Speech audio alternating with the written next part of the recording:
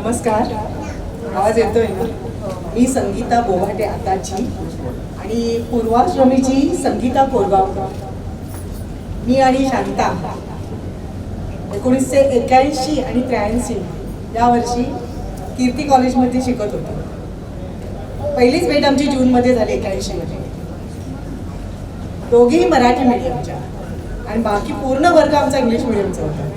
त्यामुळे आमची दोघींची गट्टी जमली आणि 2 वर्ष पहिला रॉ आणि पहिला बेंच आम्ही सोडला नाही. दोघींनी दादर स्टेशनवरून एकत्र यायचो, ते कॉलेजमध्ये जायचो सकाळी आणि दुपारी कॉलेज ते दादर स्टेशन एकत्रच.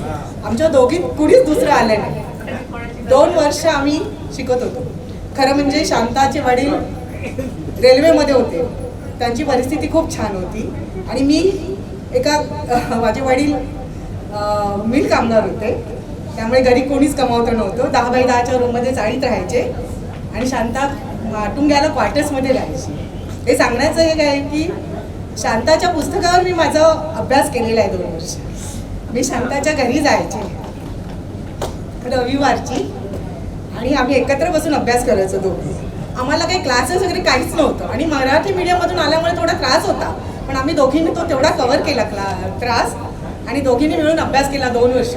मला शांता का लक्षात राहिली तर मी तिच्या घरी जायचे, तिचे वडील मला बोलवायचे आणि तिच्या घरी जाऊन सकाळी जाऊन मी संध्याकाळपर्यंत तिच्याच घरी असायचे अभ्यास करत रविवारची. कारण माझ्या घरी 10 बाय 10च्या रूममध्ये 10 माणसं होती आणि तिच्या घरी फक्त ते दोघंच होते. त्यामुळे तिचे वडील सांगायचे आमच्या घरीही अभ्यास कर. तर तिथे नाश्त्यापासून जेवणापर्यंत आणि संध्याकाळच्या चहापर्यंत मी शांताकडे असायचे. ते माझ्या लक्षात राहिलं. त्यानंतर काय झालं, 12वी झाली आमची आणि माझी परिस्थिती गरीब असल्यामुळे मला ताबडतोब नोकरी करावी लागली. घरी कुणीच मोठं नव्हतं. मी पुढचं शिक्षण घेऊ शकले नाही, त्यामुळे नोकरीला राहिले. लोअर परेलला राहायचे, तिथे इंडस्ट्री एरिया होता, चांगली मोठमोठी ऑफिसेस आली. तिथे मला टायपिस्टची नोकरी लागली. शांता मला ऑफिसमध्ये भेटायला यायची, माहिती आहे ना, ऑफिसमध्ये भेटायला यायची. माझ्या घरी आली तर मी ऑफिसमध्ये असायची, तर ती मला भेटायला यायची. असं 87 मध्ये लग्न झालं ना शांता तुझं?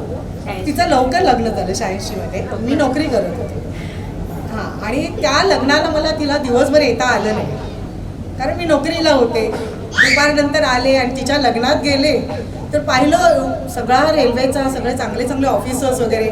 मी जेमतेम VCचे होते आणि एका गरीबाघरची मुलगी, त्यामुळे अगदी बावरले होते. त्या लग्नात जाऊन अगदी हे झाले होते की शांताला जाऊन त्या स्टेजवर भेटू कशी. शांता स्टेजवर होती, रिसेप्शन चालू होतं संध्याकाळचं, कुणीच ओळखीचं नाही. वडील पण स्टेजवर आणि सगळी मंडळी स्टेजवर होती, भरपूर गर्दी होती. मला पुढे जायला होईल आणि कशी जाऊ तिला भेटायला. शेवटी शांताची एक आंटी होती, शांता आठवतं का, मद्रासी आंटी. त्या आंटीला मी सांगितलं मला प्लीज तिथपर्यंत घेऊन जा. हां, आणि त्यांनी मला तिथे नेलं, पण मी वरती शांताकडे गेले नाही कारण ती गर्दी पाहूनच मी एकदम हे झाले होते, बावरली होते. खालूनच आंटीकडे कार्ड दिलं, प्रेझेंट दिलं, कवर, आणि म्हटलं शांताला द्या. आणि कसं खूप उशीर झाला होता, त्यामुळे मला घरी जाणे लवकर जायचं होतं, त्यामुळे मी थांबलेच नाही आणि बरोबर घरी गेले. त्यानंतर शांता मला दिसली नाही म्हणजे 40 वर्ष तिला मी शोधत होते. माझं इथे बोलण्याचं कारण काय माहिती आहे, मी शांताला इतकं शोधलंय. तिचं नाव मला माहिती नाही, फक्त शांता केरकर एवढंच माहिती. लग्नानंतर तिचं नाव काय झालं, ती कुठे गेली. माझं लग्न जेव्हा ठरलं, माझं लग्न 1990 मध्ये झालं आणि माझ्या नशिबाने मला मिस्टर खूप चांगले मिळाले, मला घर खूप चांगलं मिळालं. म्हणजे गरिबीतून एकदम मी अगदी चांगल्या घरात. तर मला शांताला बोलवायचं होतं लग्नासाठी, पण त्यावेळेस मी गेले तर 100 नंबरमध्ये शांता राहायची माटुंगाला क्वार्टर्समध्ये. तर तिचे वडील रिटायर झालेले आणि कुणीच नाही. मग त्या मी आंटीला शोधलं, पण त्याही मला माहीत कारण ते रूमच नव्हतं ना तिथे. त्यानंतर त्याच वर्षी माझ्याकडे 2 कलिग आल्या.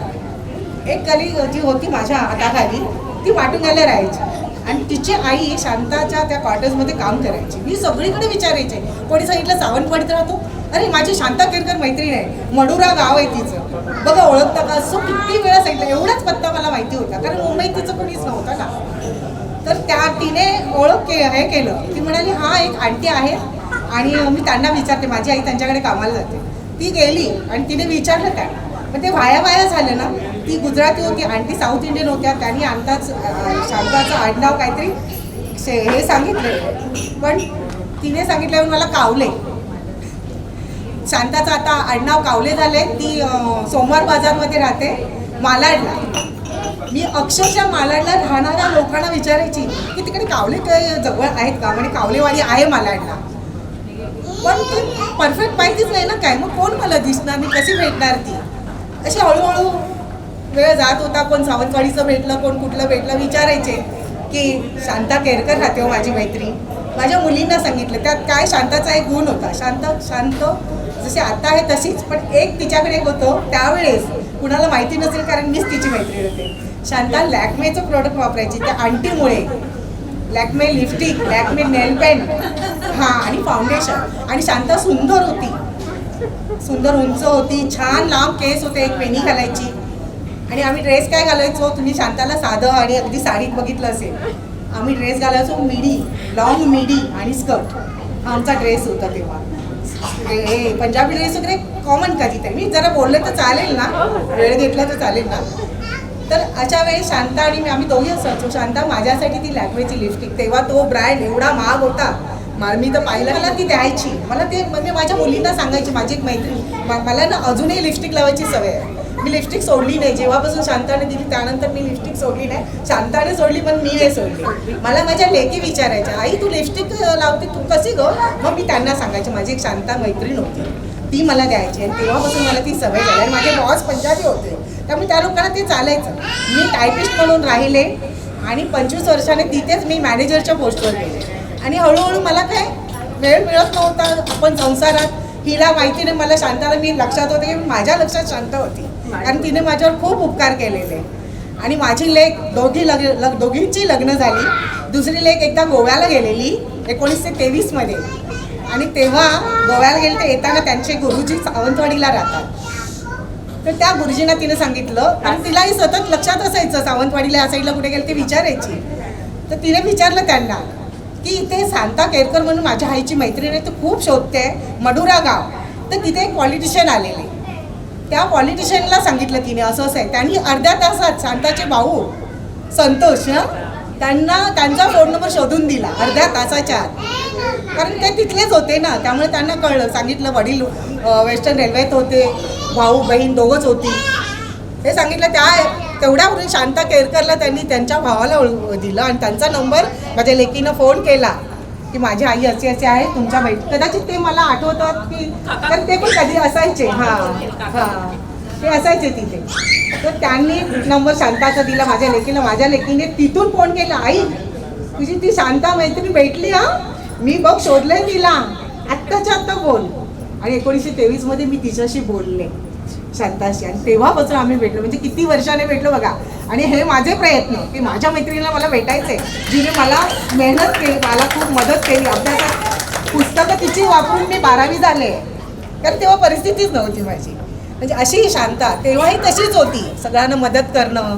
तिला काहीच वाटायचं नाही मी काय मदत करते, ती विचार नाही करायची मी करते किंवा काहीच नाही. तेव्हा एवढ्या मागातलं जे लिपस्टिक वगैरे त्यांना मुली तर दाखवायच्या पण नाही. ही माझ्यासाठी कॉलेजमध्ये आणायची बस, संगीता मी आणलं. अशी मैत्री माझी शांता. खरंच मी तिला कधी विसरू शकत नाही, म्हणून मी खास आले.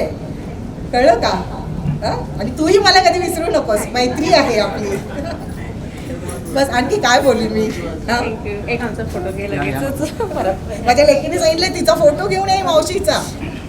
समोर बघा दोघे. अशा काही भावना जोडलेल्या आहेत. मित्र मैत्रिणी हे मित्र मैत्रिणी नाही, हे मैत्रिणी नाही, सख्य बहिणी. आता माझ्या घरी बघा ही गळा नक्कीच हो. एक मिनिट बोलते फक्त. बकुळा फुलापरी गंध मैत्रीचा असावा, आठवताई मनी आनंदाचा ठेवा, गवसावा संगीताच्या रूपाने. असं म्हणजे इतकं तिने मला शोधलं 40 वर्ष. आणि 40 वर्षांनी मी तिला सापडले काका कुटकेंच्या घरी. ते त्यांचे भटजी आहेत काका कुटके. तर त्यांच्याकडून माझी त्यांची भेट झाली. घरी गेली, छानपैकी मला एक चांगली पैठणी तिने दिली. ती मी खूप आवडीने वापरते पैठणी. थँक्यू संगीता.